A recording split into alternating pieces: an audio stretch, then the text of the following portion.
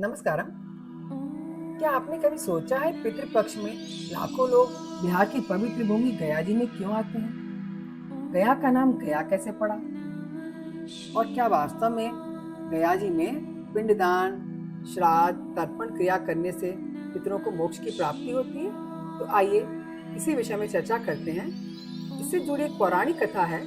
वायु पुराण के गया महात्म खंड के अनुसार ब्रह्मा जी जब सृष्टि कर रहे थे तो उन्होंने एक असुर जिसका नाम गयासुर था उसको असुर लोकपुर में पैदा किया।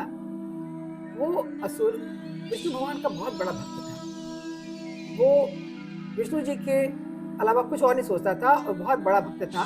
तो वो तपस्या करने के लिए पर्वतों पहाड़ पर भी चला गया, लेकिन उसका शरीर इतना विशाल काय था, पर्वताकार था कि उसके शरीर की लंबाई ही 60 योजन थी। 60 योजन और 1.5 योजन उसका एक उंगली की मोटाई थी।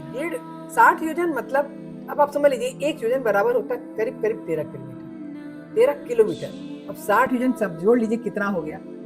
तो वो तपस्या करने के लिए पहुंच गया पर्वत पे। भगवान विष्णु जी को याद करता रहा, तपस्या करता रहा। तो भगवान विष्णु जी प्रकट हुए, सम्मुख आए, बोले कि बताओ तुम्हें क्या चाहिए। तो वरदान मांगा कि भगवान अगर आप मुझ पर प्रसन्न हैं तो आप मुझे ऐसा वरदान दीजिए कि मुझे कोई दर्शन, मेरा कोई दर्शन कर ले, मुझे देख ले और हमें स्पर्श ही कर ले तो उसको मोक्ष की प्राप्ति हो जाए। वो आपके धाम पहुंचे।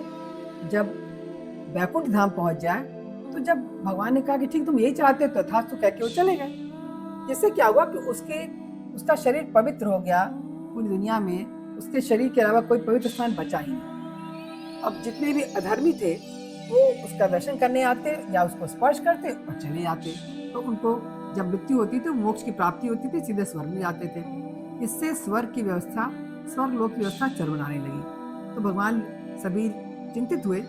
तो यमराज जी सभी देवताओं को लेकर के ब्रह्मा जी के पास गए। ब्रह्मा जी गयासुर के पास और उसको बोले कि मुझे एक यज्ञ करना है सभी देवताओं के साथ, और इस भूमि पर कोई भी पवित्र स्थान नहीं है, तुम्हारे शरीर के अलावा कोई पवित्र स्थान नहीं है, यदि तुम बताओ क्या करें। तो उसने सहर्ष स्वीकार कर लिया कि ठीक है, मेरे शरीर को ही आप यज्ञ स्थान बना लीजिए। तो ब्रह्मा जी ने उसके शरीर को यज्ञ स्थान बनाया और उस पर एक शिला रखी जिसको कि धर्मशिला कहते हैं, और उस पर सभी भगवान के साथ, मतलब उसमें शिव जी भी थे, ब्रह्मा जी थे, विष्णु जी थे और अन्य देवता भी थे। उन्होंने यज्ञ करना शुरू किया, लेकिन वो हिलने लगा। जब हिलने लगा तो ब्रह्मा जी ने उसके नाभि प्रदेश में उसको संतुलित किया और फिर उसके शरीर में कंपन होने लगा। तो विष्णु जी ने उसके हृदय पर अपना गदा रखी और कंपन को संतुलित कर दिया, मतलब उसका शरीर अब कंपन नहीं कर रहा था।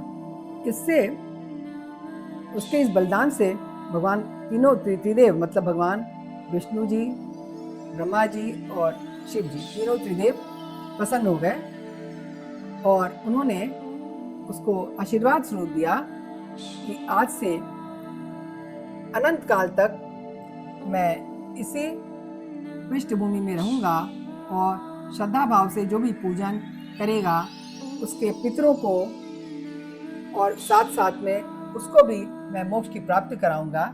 तो इसीलिए इस असुर के नाम पर वो भूमि, पृष्ठभूमि, वो जो भूमि थी वो गयासुर के नाम पर गया तीर्थ बन गया। और अनंत काल तक भगवान चूंकि वहाँ तीनों देव निवास करते हैं और वहाँ पे अगर कोई भी पूजा पाठ करता है, श्राद्ध करता है, पिंडदान करता है तो सीधे उसके पितृ मोक्ष को प्राप्त हो जाते हैं।